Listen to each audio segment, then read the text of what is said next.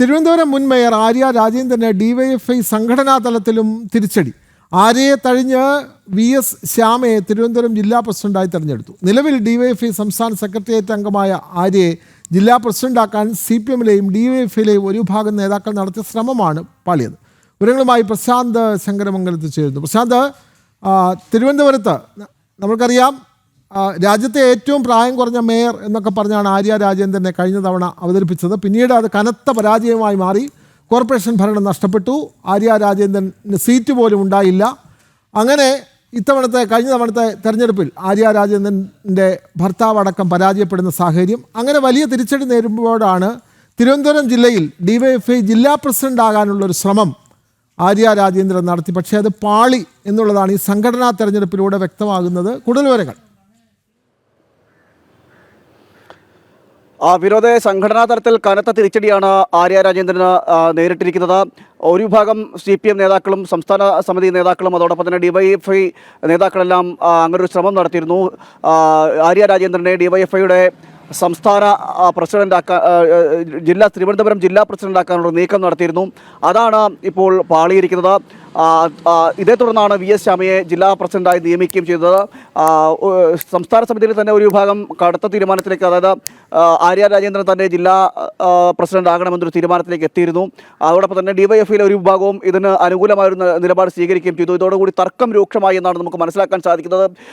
ജില്ലാ നേതാക്കൾ എല്ലാവരും ഒരേ സ്വരത്തിൽ അഭിപ്രായപ്പെട്ടു. അതായത് ആര്യ രാജേന്ദ്രൻ ജില്ലാ സമിതിയിലേക്ക് ജില്ലാ പ്രസിഡന്റായി വരേണ്ടതില്ല എന്നൊരു തീരുമാനത്തിലേക്ക് അഭിപ്രായപ്പെട്ടു എന്നാണ്. പിന്നീട് തർക്കം രൂക്ഷമാകുകയും ഇതേ തുടർന്ന് അഖിലേന്ത്യാ സെക്രട്ടറി റഹീമിനടക്കം ഇടപെടേണ്ട ഒരു സാഹചര്യമൊക്കെ ഉണ്ടാകുകയും ചെയ്തു. നമുക്കറിയാം ആര്യ രാജേന്ദ്രൻ്റെ ഇടപെടലുകളാണ് കഴിഞ്ഞ തെരഞ്ഞെടുപ്പിൽ കനത്ത പരാജയത്തിന് കാരണമായതെന്നൊക്കെയുള്ള വിലയിരുത്തൽ നേരത്തെ ഉണ്ടായിരുന്നു.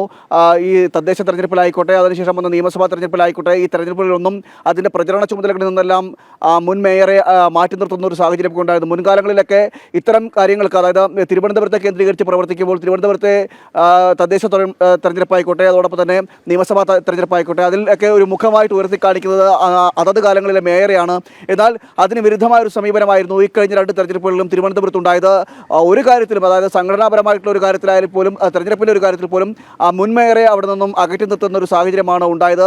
യാതൊരുവിധ പ്രചരണ പരിപാടികളിൽ നിന്നും ഉണ്ടായതുമില്ല എന്നൊരു കാര്യം കൂടി നിലനിൽക്കുന്നു. അതേ സമീപനം തന്നെയാണ് ജില്ലാ നേതാക്കൾ സ്വീകരിക്കുന്നത് എന്ന് വേണം മനസ്സിലാക്കാൻ സാധിക്കുന്നത്. അതുകൊണ്ട് തന്നെയാണ് ജില്ലാ സമിതിയിലേക്ക്, ഡിവൈഎഫ്ഐയുടെ ജില്ലാ ചുമതലകളിലേക്ക് ആര്യ രാജേന്ദ്രൻ വരണ്ട എന്നൊരു തീരുമാനത്തിലേക്ക് ഈ നേതാക്കൾ എത്തിച്ചേരാനുള്ള കാരണം എന്ന് പറയുന്നത്. മാത്രമല്ല, ഇത്തരത്തിൽ ആര്യ രാജേന്ദ്രൻ എത്തിച്ചേർന്ന് കഴിഞ്ഞാൽ പഴയ സ്ഥിതി വീണ്ടും ഉണ്ടാകും. കാരണം ഒരു ഏകാധിപത്യ സമീപനമായിരുന്നു മേയറായിരുന്ന സമീപത്തെല്ലാം ആര്യ രാജേന്ദ്രൻ സ്വീകരിച്ചത്. മാത്രമല്ല, മറ്റ് സംഘടനാ നേതാക്കളുമായിട്ടുള്ള ഇടപെടലുകൾ ആര്യ രാജേന്ദ്രനെ തിരിച്ചടിയാക്കി. കാരണം ആര്യ രാജേന്ദ്രൻ്റെ പല സമീപനങ്ങളും ഇത്തരത്തിൽ സംഘടനാ വിരുദ്ധമായിട്ടൊക്കെ ഉണ്ടാകുന്ന സാഹചര്യമൊക്കെ ഉണ്ടായിരുന്നു.